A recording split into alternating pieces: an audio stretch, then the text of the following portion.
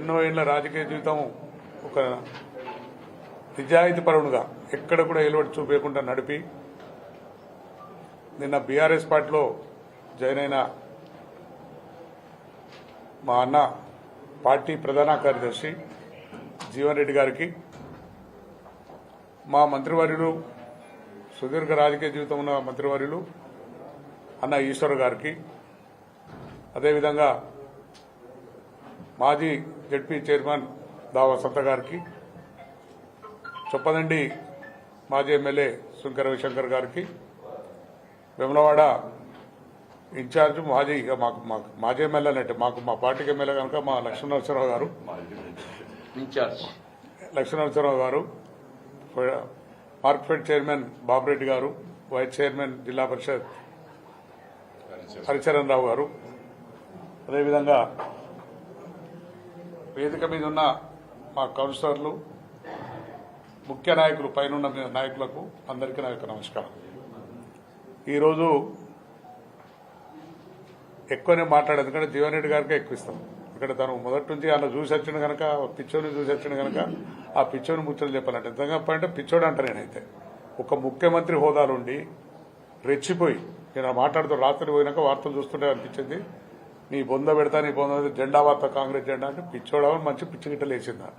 నేను 15 ఉంటా ముఖ్యమంత్రి, ఎవరు చెప్పుకో నువ్వు 15 ఉంటా అని చెప్పి. నేను నీ దాంట్లోకి కూడా దమ్మున లీడర్ లేడు కనుక నువ్వు బతుకుతున్నావు, కానీ 4 రోజులు వీకేస్తున్నాయి. కాంగ్రెస్ పార్టీ సంస్కృతి అది, 2 నెలలకో ముఖ్యమంత్రి, 7 నెలలకో ముఖ్యమంత్రి మంచి సంస్కృతి.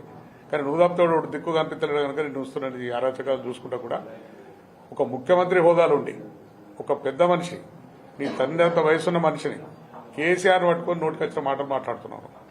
ప్రజలు గమనిస్తున్నారు. నువ్వు అనుకుంటున్నావు ఇప్పుడు ఏదో నాకు సపోర్ట్ కొడుతున్నావు అని చెప్పి, కానీ ప్రజలు గ్రహిస్తున్నారు.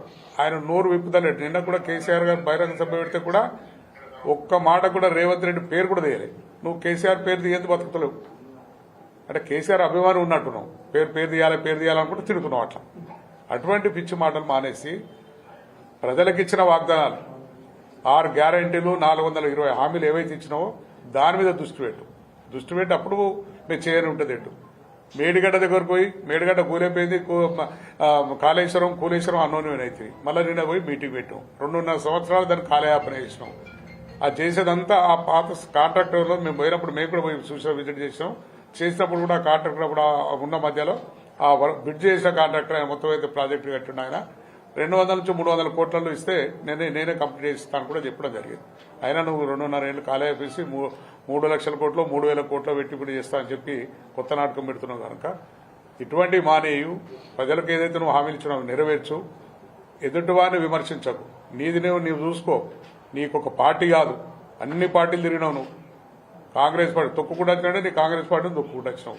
టీడీపీ చూసినావు, మా టీఆర్ఎస్లోకి వచ్చినావు, బీజేపీలోకి పోయినావు. అన్ని చేసుకుని ఇప్పుడు అక్కడికి కాంగ్రెస్ లా నేను ఎదుర్కొనే నాయకులు లేనని చెప్పి నువ్వు ముఖ్యమంత్రి అయినా కనుక ఇప్పటికైనా మానుకో. బుద్ధితో మాట్లాడు, తెలివితో మాట్లాడు.